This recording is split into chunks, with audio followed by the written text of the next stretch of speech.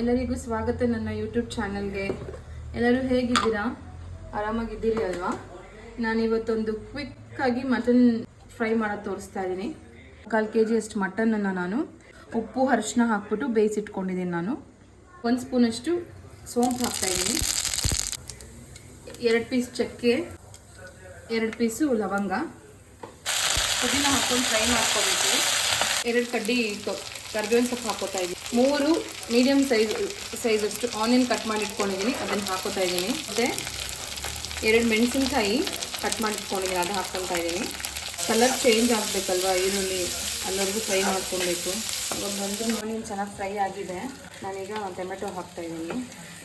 ಟೊಮೆಟೊನ ಸ್ವಲ್ಪ ಮೆತ್ತಗಾಗಬೇಕು. ಟೊಮೆಟೊ 1 ಕ್ಯಾಪ್ಸಿಕಮ್ನ ಸಣ್ಣದಾಗಿ ಕಟ್ ಮಾಡಿ ಇಟ್ಕೊಂಡಿದ್ದೀನಿ, ಸ್ಲೈಸಾಗಿ ಕಟ್ ಮಾಡಿಕೊಂಡು ಕ್ಯಾಪ್ಸಿಕಮ್ 2 ಹಾಕಿ ಚೆನ್ನಾಗಿ ಒಂದು 2 ರಿಂದ 3 ನಿಮಿಷವರೆಗೂ ಫ್ರೈ ಮಾಡ್ಕೋಬೇಕು.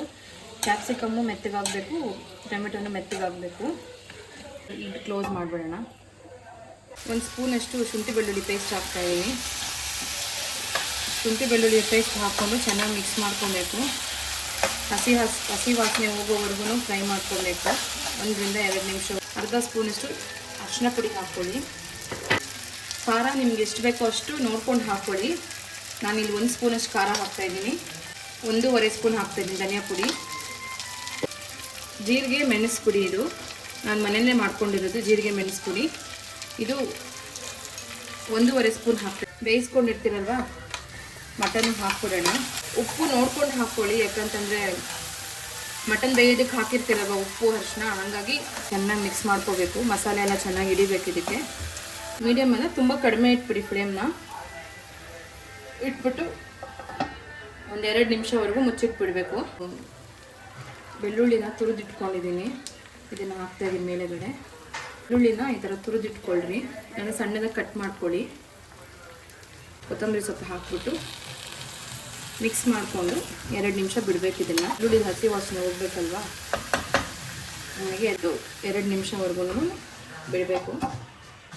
2 ನಿಮಿಷ ಆಗಿದೆ, ಗ್ಯಾಸ್ ಫ್ಲೇಮ್ ಆಫ್ ಮಾಡೋಣ. ಒಂದು ಸರ್ವಿಂಗ್ ಪ್ಲೇಟಲ್ಲಿ ಹಾಕ್ಕೊಳ್ಳೋಣ ಮಟನ್ ಡ್ರೈ ಫ್ರೈ ರೆಡಿ ಇದೆ. ಅಷ್ಟು ನನ್ನ ಚಾನಲ್ನ ಸಬ್ಸ್ಕ್ರೈಬ್ ಮಾಡಿ, ಲೈಕ್ ಮಾಡಿ, ಶೇರ್ ಮಾಡಿ, ಕಮೆಂಟ್ ಮಾಡಿ.